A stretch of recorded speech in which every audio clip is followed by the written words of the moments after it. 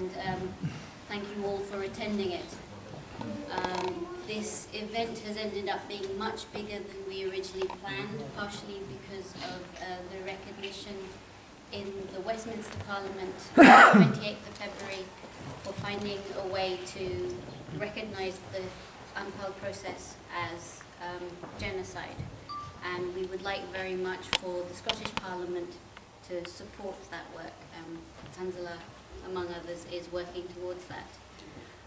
One of the things we have invited you all here for is to put your details into these forms to form the Kurdish Society of Scotland, because we felt that there were small groups working in Edinburgh, in Glasgow, in Dundee, but nobody was particularly coordinating all of those efforts.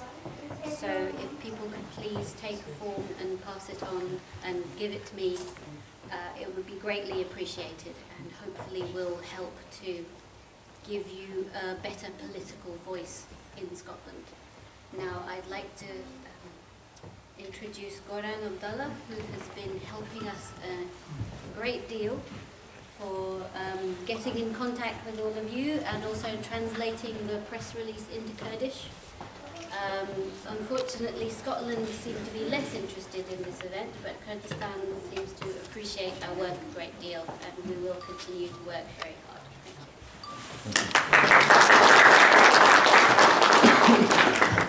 Thank you very much, Ambreen. I will say a few words in Kurdish and then give my remarks in English. زۆر سپاس دەکەین بەڕاستی قەت تەسەوڕمان ناکرد ئەوانە کوردە بەڕاستی بێت لە بۆنێکی ئەوها ئامادە بێت. زۆر سپاس بۆ هەموو لایە گەورەتان کردین و بەڕاستی پێمان وایە ئەم ئامادەبوونی ئێوە بەم چڕێەوە و بەم ژمارە گەورەیە دۆرێکی زۆر باشەیە بێت لەوەی کە لە پەرلەمانی سکۆتلەندا وەکو پەرلەمانەکانی تر یادی هەڵەبجە و ئەنفال بناسرێ وەکو genocide.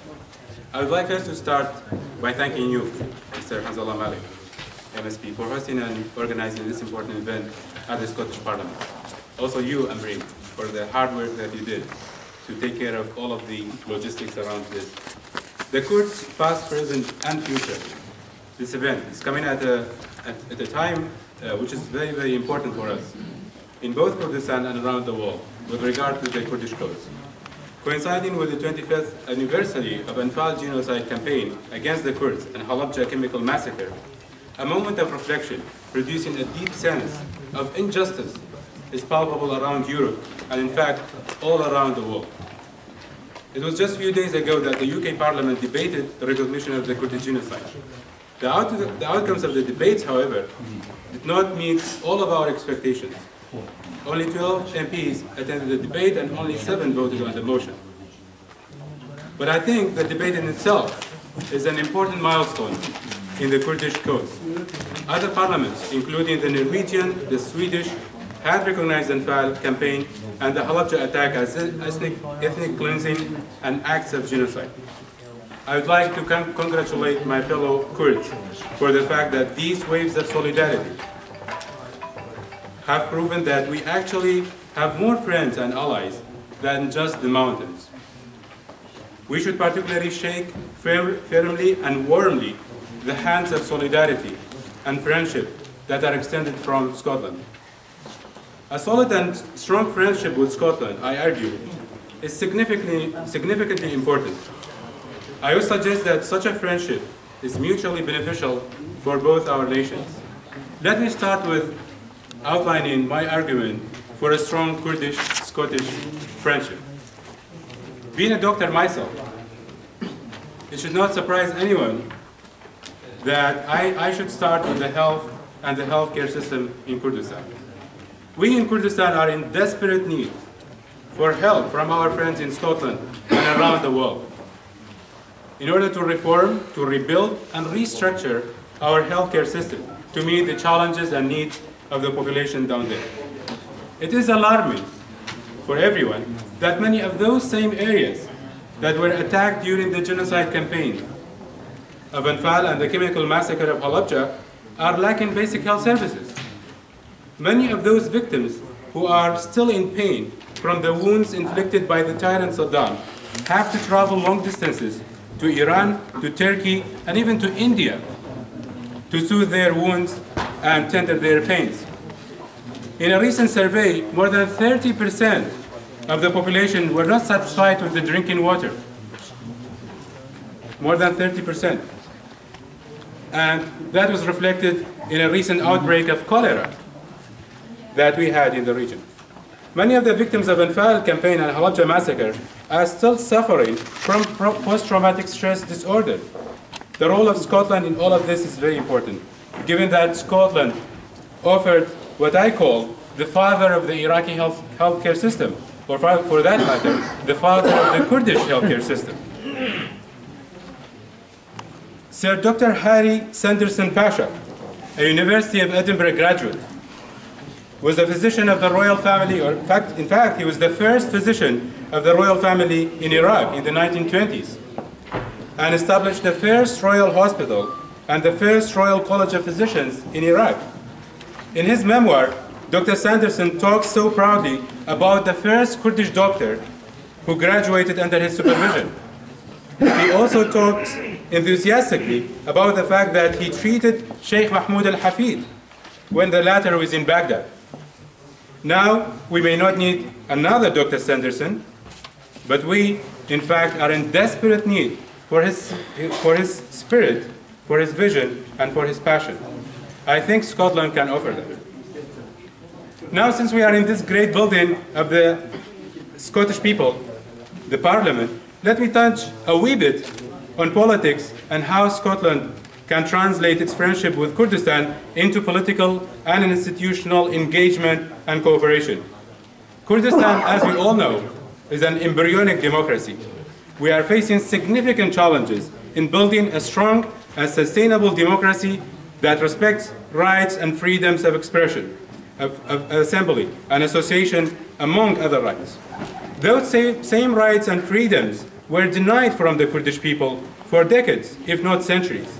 The Anfal genocide and the Halabja massacre were, in fact, failed attempt by the brutal Saddam Hussein regime to bury those rights and freedom with the victims.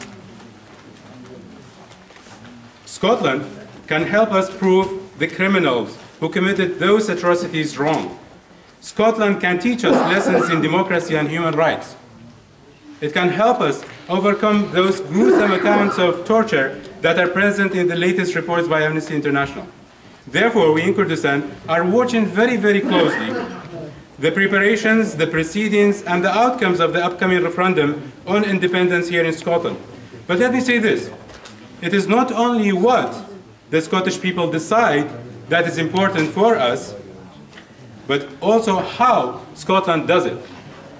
Kurdistan is in need for how now in conducting, monitoring, observing elections, and preventing and dealing with fraud in those elections.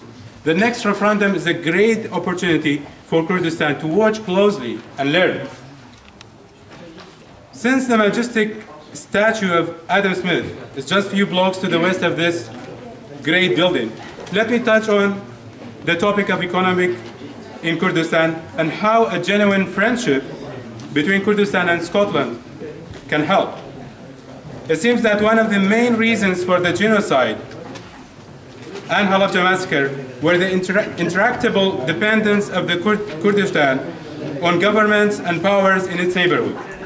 We were betrayed by the Shah in the 1970s because we were too dependent on him. We were massacred by Saddam Hussein partly because of our dependence on Iran. Now we are dependent on the 17% of the Iraqi budget we get from Baghdad. We are dependent on Turkey for most of our economic activities. This has to change. We need to build a self-reliant and sustainable economy. Scotland can help us to be more dependent on ourselves and hence prevent the massacres and atrocities, I would say, resulted partly from our dependence on our brutal neighbors. But is the history of Kurdistan all about genocide, massacres, tortures, and cholera? No. We are, or used to be, the cradle of civilization. That deep history left us with a rich heritage. The citadel of Erbil, for example, is a UNESCO World Heritage Site. This is the only place in the world that has been continuously inhabited for more than 7,000 years. Kurdistan featured on the top 10 list of National Geographic for places to visit on a holiday. Kurdistan offered the culmination of tastiness of Middle Eastern food and culture. It's no coincidence that we are part of what we call the Middle East, the diabetes capital of the world, which is the Middle East. So next time you are in Kurdistan, please keep an account on the number of the baklawas that you eat. But on a more serious note, we actually have in this very room an embodiment of the Kurdish generosity that I am sure you will encounter in Kurdistan. Kak Jamal, who is the owner of one of the restaurants here, and you see him in his Kurdish outfit, along with Mr. Hanzala Malik. I would like to take this opportunity to thank him very, very much for his generosity and offering to provide the food. This rich history, heritage, and human experience need attention. Our historical remains are longing for some visitors, but they are in need for help and experience from nations such as Scotland, which have so many of those World Heritage Sites, to teach us how to care for them and maintain them as part of the wider world culture, history, and heritage. To do so appropriately, someone has to study the Kurdish history, the Kurdish culture, language, arts, scientifically, and academically. The best service to the victims of genocide would be preventing those atrocities from happening again by studying them academically. Why should we look for somewhere else in the world when we have the extraordinary capacities and skills of the world-class Scottish universities? I should argue that the friendship between Scotland and Kurdistan will not be a one-way street. Kurdistan has surprising opportunities to offer, genuine friends and strategic allies. Those opportunities span from economic to political to cultural.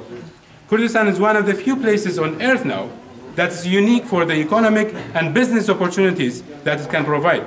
While the rest of the world is struggling with a stubborn economic and financial crisis, Kurdistan is prospering and booming economically. The housing sector, for example, is mushrooming. Everywhere you go in Kurdistan today, there are fervent works of construction underway. Cranes high in the sky are becoming the characteristic feature of the skylines in cities around Kurdistan. New private hospitals are built, schools are refurbished, roads are constructed, and resorts are established. Scotland can play a significant role in this development. It's encouraging that the Middle East is one of the key markets for construction enterprise here in Scotland. Kurdistan should come first on that list. But before doing so, we need to make sure that the boom is not just a bubble that would burst at any time. We need to make sure that the spirit of reasoning, equality, solidarity, and citizenship that the Scottish Enlightenment is so famous for is respected in Kurdistan's forward march toward the future. I again would like to take this opportunity to thank very much Mr. Hanzala Malik MSP for organizing this event, and your friendship and support means a lot for us. Congratulations for organizing this event, and I am sure that our people will not forget. Thank you.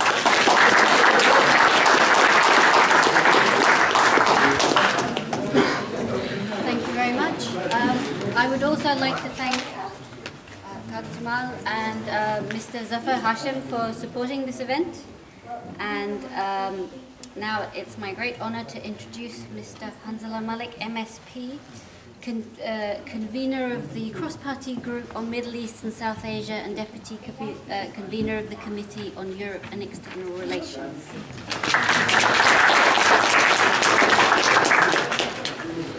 Brothers and sisters, friends, my elders, Assalamu alaikum. I am honored, I'm privileged that I'm amongst you today.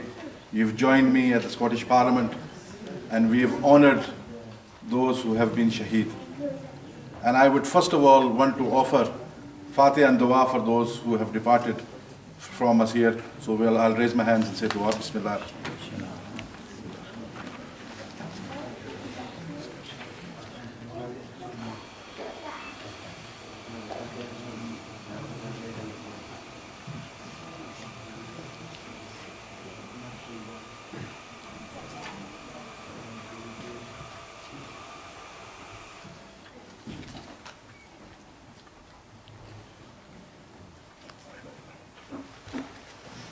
send these du'as to those departed, those shaheeds who gave their lives, who were innocent. The point today, why we're not making a lot of speeches, is because we are actually honoring those departed people. And we want to make a point that we recognize their sacrifice to the children, to their motherland, to their country. And I think it's important to realize that this is an important issue. We do not simply have a get together, have a party and go home. It's trying to learn from the mistakes others have made. It's trying to learn from the genocide that was carried out, and it's trying to make sure that it does not happen again. We see brutality again and again and again, and we as human beings must learn to deal with these issues. We must learn to deal with these issues. We must not allow ourselves, and more importantly others, to forget that this is something that has happened. This is something that has happened that should never ever be repeated again. And the best way I believe we can do that is by marking those events, by telling people about those events, by making people aware of those events, particularly those people who don't actually know. And the people who do know, they need to realize and recognize that this is something that has happened in our history, and we have to learn from that, and we have to move forward, and we have to take those shattered families with us to greater and better things. I've had the privilege of visiting Kurdistan on 2 occasions so far, and I have to say to you that I'm very impressed with the work that is being done in Kurdistan. I see centers which work against violence against women. I don't see those centers in many other Muslim countries in the region. I congratulate the Kurdish government for achieving something as important as this, because we struggle with that here in the West. And for Kurdistan to establish those centers is incredible, and I congratulate them. I also see new schools. I see new blossoming students who are full of energy, who are full of aspirations, and they're full of ideas. And I have some on my Facebook who communicate with me reasonably regularly. And I always look forward to their comments. I've been to many of the centers and the museums. I've seen the horrific photographs, things that we can't show here. People just would not be able to stand that. It's just beyond belief. You can't actually put words to what you see there. I was close to tears many a times, and I can assure you I'm usually quite strong. I've enjoyed the food there, and you'll notice that I have the evidence with me. But also I was gifted this suit, and I have to tell you, it was an honor to wear it today. This is the first time I've worn it, and I wanted to wear it particularly for this special occasion to mark that event, so that it was valued, it was treasured, and that when I see the photographs, inshallah, one day I will know why I wore this suit and when I wore this suit. I think it holds a lot of significance for me. In terms of the country itself, Kurdistan is a beautiful, beautiful country. It has now at long last managed to get an opportunity to develop the country. So, Goran, you were absolutely right in terms of, working with communities, opportunities, business opportunities, not only for people from overseas, but also the Kurdish community itself, because you have links back home, you have families back home, you have history back home. You will be able to engage much more successfully than people who have not got those connections. So I see that we have a friend amongst us, Mr. Dara Jaf, who used to lecture at, was it Strathclyde? Glasgow University, thank you for correcting me. When I went to my first visit to Kurdistan, and I was greeted by my brother at the airport, immediately I was happy, because there was a face I recognized immediately, who always did a lot of work for Kurdistan as well. So these small marks make a difference. They make a difference because it actually educates our communities. We must overcome our difficulties. The fact that we have got you here together, the fact that we, inshallah, hope to engage with you in the future, what we really want to do is to say to you, there is somebody here that cares. Yes. There is somebody here that cares enough for your community so that we can engage you with yourselves, so that you can prosper, you can overcome any difficulties that you have, and you need to know and recognize that you have friends here. Today's event is successful for me in many ways. One is, everything has been done by the community. It just shows you can do it if there's a will and a way, if there's an opportunity. And I would like to think that my door is that opportunity. If you come to my door and you knock my door, inshallah, you will not be turned away. So as far as I am concerned, I am hoping to visit Kurdistan again very soon. I want to see that engagement prosper. I've had some ministers come over from Kurdistan. They've had meetings with the Scottish government and the First Minister. Various promises have been made in terms of working together. The First Minister, Alex Salmond, has made a number of commitments as well with Kaka Karim from the Ministry of Interior. So work is happening. It is slow, it is always slow, but it happens. If you have a positive mind, if you're honest and if you're transparent, then things happen, although they may be a little slow. So all I want to say this evening is, this is not a day for speech making. This is a day for remembering those that we have lost. This is a day for remembering our history. This is a day for us to learn from what has happened in the past. And this is a day for us to engage with each other. There will be many of you who you've not met before. Please shake hands, introduce yourself, tell them who you are, and we will do the same for you. Thank you very much for coming, and enjoy the rest of the evening.